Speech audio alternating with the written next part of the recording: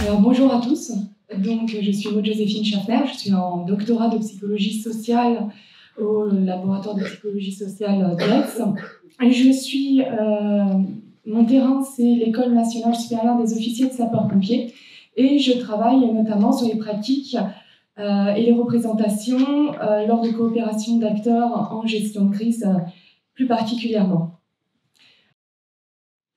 Alors, on va remettre les choses dans leur contexte, c'est-à-dire que mon étude a débuté juste au début du confinement, du premier confinement.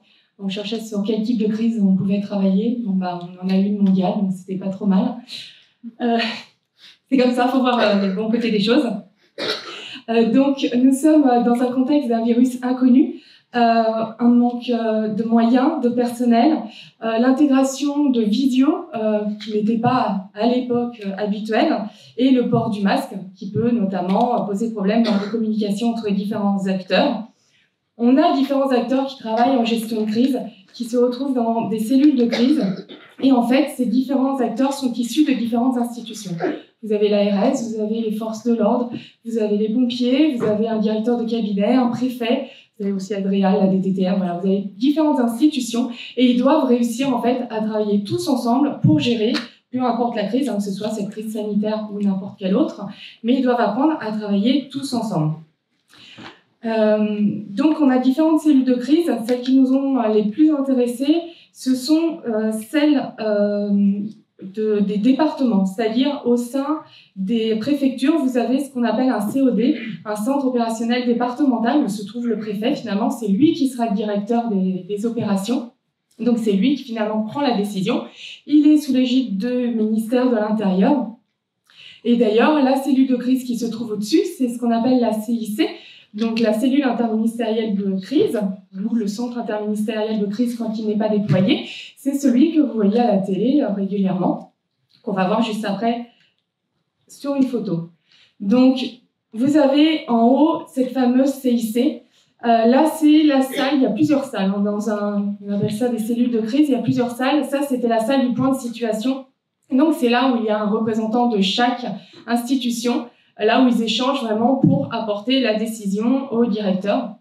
En dessous, vous avez un COD d'une préfecture. Et là, vous êtes plus dans la salle chaude. C'est-à-dire, c'est là où, par petits groupes, chaque personne travaille les uns avec les autres sur des thèmes précis. Donc, la recherche de moyens, l'anticipation, la communication. Vous avez différents acteurs qui travaillent ensemble. Donc, vous doutez bien que toute la difficulté, c'est de réussir à faire travailler toutes ces personnes. Autant vous dire que la salle du bas, c'est très, très bruyant. C'est pas toujours facile, il y a beaucoup d'appels téléphoniques. Et donc, on essaye d'obtenir aussi des informations un peu de la table d'un côté. Il y a pas mal de mouvements qui peuvent avoir lieu. Et les ambiances diffèrent vraiment selon le type de crise. Ce qui nous a intéressé dans notre recherche, justement, c'est de travailler sur les représentations sociales. Parce que nous nous sommes rendus compte qu'il n'y a pas beaucoup de recherches qui ont lieu avec une approche psychosociale au sein des cellules de crise, et notamment avec l'approche des représentations sociales. Donc, les représentations sociales, selon Moscovici, elles servent de passerelle entre le monde individuel et le monde social. Elles vont être qualifiées par Jodelet d'élaboration sociale du réel. Aussi, la théorie des représentations sociales, elle a été mobilisée pour étudier et comprendre les relations entre les représentations sociales et les pratiques sociales, mais aussi, du coup, entre les représentations sociales et les pratiques professionnelles. Mais néanmoins, Specht, lui, va expliquer que l'inertie qui va être imposée par les représentations sociales empêche le système social de prévenir et s'adapter aux situations de crise. Alors la méthodologie, elle a été très qualitative, c'est-à-dire qu'il y a eu une centaine d'heures d'entretien réalisés. Il y a eu une dizaine d'observations, aussi bien in situ que lors d'exercices de simulation, lors notamment de formation à l'école des officiers de sapeurs-pompiers, mais aussi parfois sur le terrain, donc aussi bien au niveau du centre opérationnel zonal qui se trouve à Marseille, que dans d'autres exercices qui peuvent avoir lieu pour justement se préparer en fait aux gestions de crise. C'est un petit peu leur seul moyen d'ailleurs de s'entraîner à la gestion de crise, c'est de faire ces fameux exercices qui permettent notamment de tous se connaître lors d'une gestion de crise. Donc, lors d'une première étude, nous avons relevé qu'il y avait toutes les stratégies de coping qui étaient présentes lors du premier confinement, c'est-à-dire vraiment dans la première période. Nous avons retrouvé les stratégies de coping basées sur la résolution d'événements, c'est-à-dire que, par exemple, dans les préfectures, ils ont annulé toutes les activités annexes. On a retrouvé aussi différents soutiens sociaux instrumentaux. On a aussi celles qui sont basées sur l'émotion, donc c'est-à-dire qu'on allait avoir l'expression de la répression de la détresse, de la colère, de la peur. Et il y allait avoir un fort soutien émotionnel, notamment par des outils comme WhatsApp, des créations de groupes, notamment avec ceux qui, eux, étaient à distance, parce qu'on a aussi l'évitement. Certains ont profité des ASA, donc étaient complètement absents, d'autres étaient à distance, du coup. Donc il y avait des façons de tourner dans les équipes qui disaient qu'il fallait quand même réussir à composer avec ceux qui étaient à distance. Si je vous parle des représentations des autres acteurs en mentionnant bleu, blanc et rouge, je pense que ça parle à beaucoup d'entre vous parce que c'est vraiment quelque chose qu'on m'a souvent dit, c'est les bleus, les blancs et les rouges. Et ça montre que voilà, chacun est quand même catégorisé selon sa couleur, son appartenance. Donc les bleus, les forces de l'ordre, les blancs, l'ARS, les rouges, les pompiers notamment. Ensuite, au niveau des représentations de la gestion de crise Covid-19. Donc déjà, chacun a sa propre définition de la gestion de crise, mais d'autant plus de la Covid-19.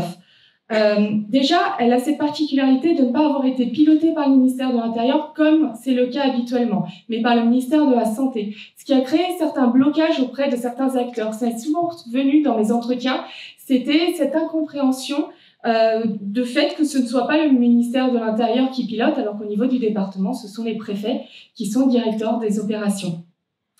On a donc une temporalité qui a été exceptionnelle, donc très longue. Normalement, une crise, c'est dans l'urgence, c'est rapide. Là, on se retrouvait dans quelque chose de très long.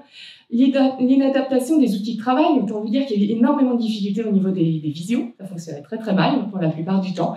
On entendait mal les gens ou les gens n'étaient pas vraiment connectés. La dégradation des interactions sociales, forcément à distance, c'est plus compliqué de percevoir en fait ce que ressent la personne en face de vous. Et puis comme je vous disais tout à l'heure, dans une salle, on entend ce qui se passe autour. Quand vous êtes en visio, vous n'entendez pas ce qui se passe auprès des autres groupes. Et puis la méconnaissance du virus qui crée beaucoup d'anxiété auprès des acteurs parce que la peur soi-même finalement d'être contaminé. Alors, si on pouvait donner quelques préconisations, notamment par rapport à tout ce qui nous a été dit lors des entretiens, c'est vraiment l'importance de se connaître l'un et l'autre, déjà de prime abord. Pas tant en tant qu'institution, mais vraiment de connaître chacune des personnes et d'avoir l'habitude de travailler ensemble. Ce qui est important pour ces acteurs, c'est d'être capable de travailler ensemble, d'avoir une compréhension en fait, de comment chacun fonctionne. Donc, on pourrait préconiser justement par rapport notamment à ces représentations qui déjà, le fait qu'elles soient différenciées par rapport à leur appartenance institutionnelle, elles vont influencer leur pratique en situation de gestion de crise, et bien c'est justement d'avoir en amont un travail préparatoire pour apprendre à travailler ensemble avec des outils et des méthodes de travail qui seraient connues de tous. Voilà pour moi. Je vous remercie.